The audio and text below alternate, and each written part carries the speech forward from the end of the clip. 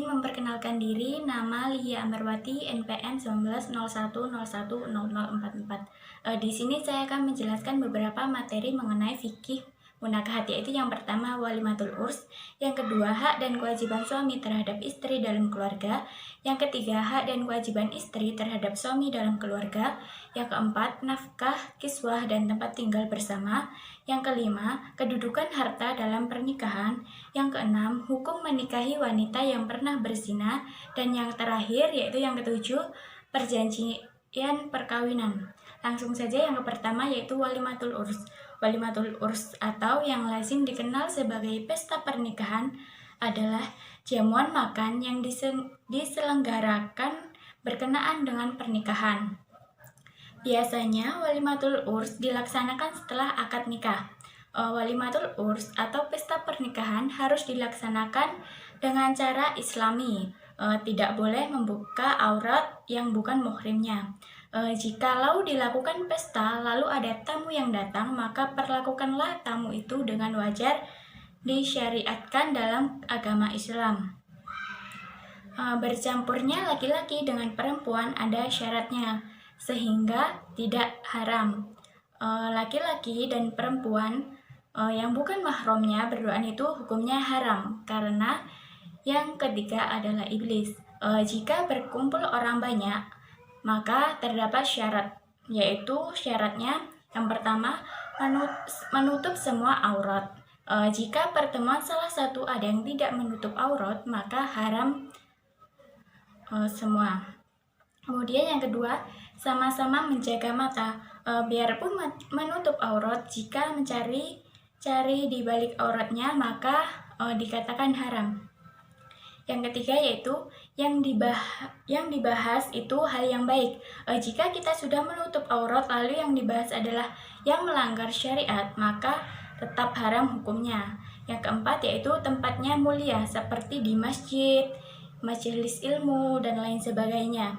Kemudian yang terakhir yaitu tidak boleh berdempet-dempetan sehingga menempelkan badan kita kepada yang bukan mahramnya. Kemudian yang kedua di sini saya akan menjelaskan hak dan kewajiban suami terhadap istri.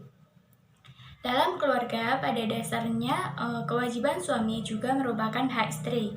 Sehingga jika berbicara tentang kewajiban suami terhadap istri, maka bisa juga berarti hak istri atas suami. Kewajiban adalah segala hal yang harus dilakukan oleh setiap individu. Sementara hak adalah segala sesuatu yang harus diterima oleh setiap individu.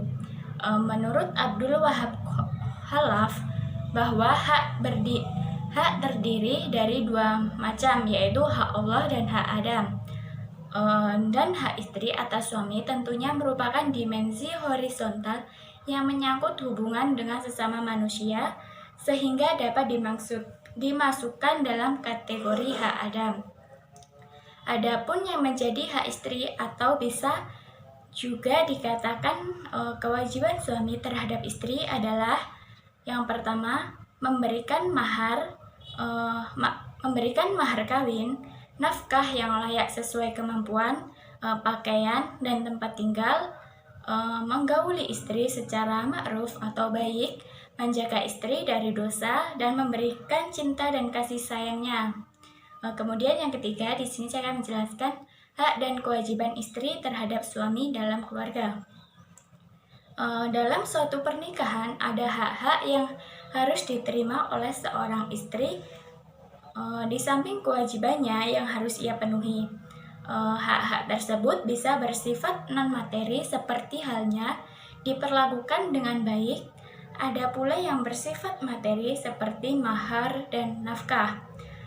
Adapun yang menjadi hak dari seorang istri antara lain yaitu yang pertama mahar, yang kedua nafkah, yang ketiga pendapat keadilan dalam poligami, yang keempat diperlakukan dengan baik, yang kelima mendapatkan hak waris.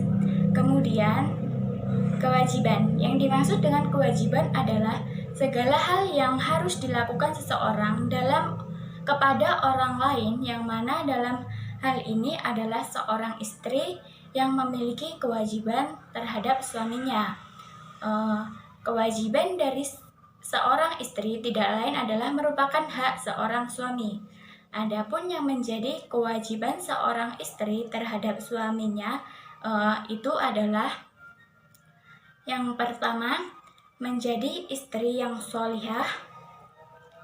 Ada beberapa cara yang bisa dilakukan untuk memperlihatkan ketaatannya pada suaminya, dan beberapa bentuk atau cara dari ketaatan seorang istri terhadap suaminya antara lain yaitu yang pertama, senantiasa patuh pada perintah suaminya.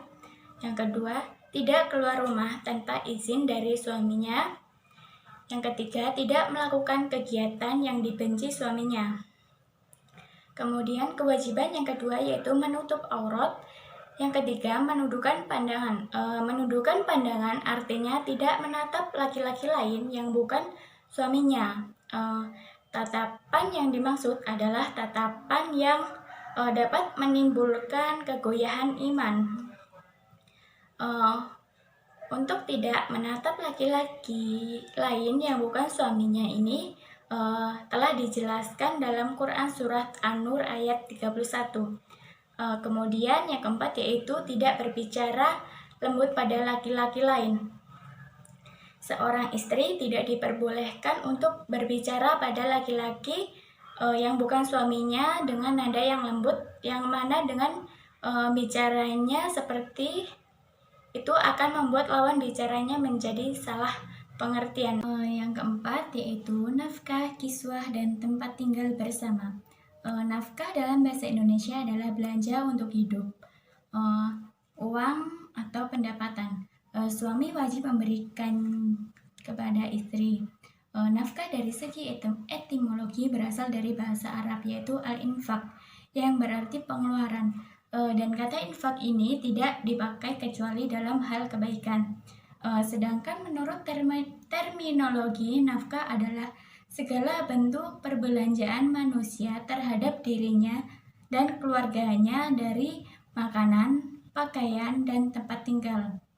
Kemudian kiswah atau pakaian atau kain merupakan kebutuhan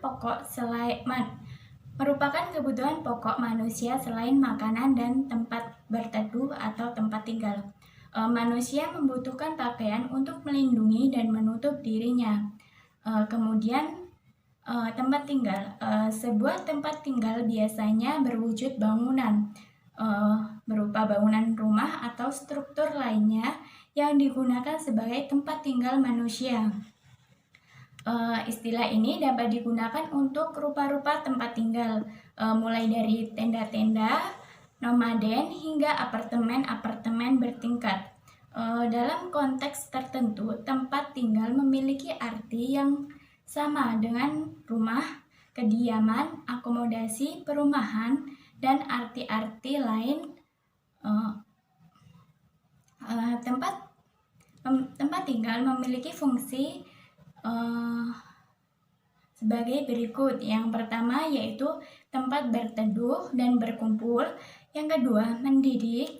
Yang ketiga istirahat, dan yang terakhir yaitu bersenang-senang. Kemudian yang kelima, di sini saya akan menjelaskan kedudukan harta dalam pernikahan. Dalam pasal 35 Undang-Undang Perkawinan dijelaskan kedudukan harta dalam perkawinan yaitu pada ayat pertama, harta benda yang diperoleh selama perkawinan menjadi harta bersama. Kemudian ayat 2, harta bawaan dari masing-masing suami dan istri, dan harta benda yang diperoleh masing-masing sebagai hadiah atau warisan adalah di bawah penguasaan masing-masing sepanjang para pihak tidak menentukan lain. Kemudian dalam Komplikasi Hukum Islam atau KHI Indonesia, pengertian harta bersama sejalan dengan pengertian harta bersama dalam Undang-Undang Nomor 1 Tahun 1974 pasal 35, yaitu harta benda yang diperoleh suami istri selama berlangsungnya pernikahan.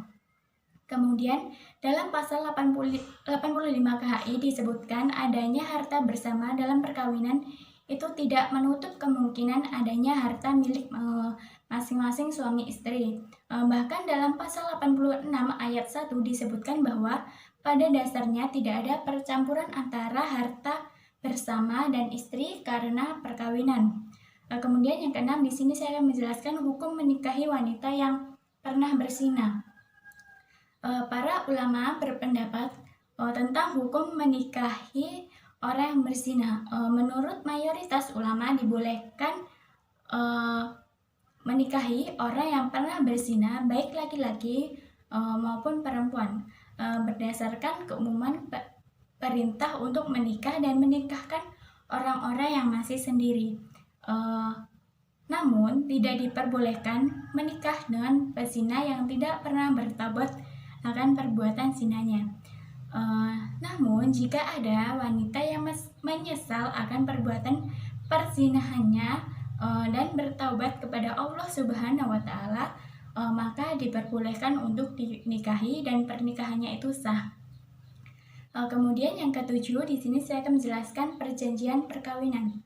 Perjanjian perkawinan merupakan perjanjian atau persetujuan yang dibuat oleh calon suami istri sebelum atau pada saat pernikahan dilangsungkan untuk akibat-akibat pernikahan terhadap harta kekayaan mereka. Perjanjian ini tidak hanya sebatas memperjanjikan masalah keuangan atau harta, namun hal lainnya dapat pula diperjanjikan.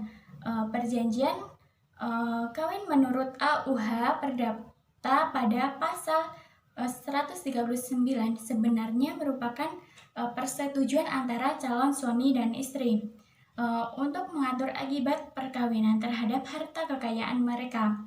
Oleh karena itu, perjanjian perkawinan dapat diadakan baik dalam hal suami istri akan kawin campur harta secara bulat, maupun dalam hal mereka memperjanjikan adanya harta yang terpisah atau harta di luar persatuan.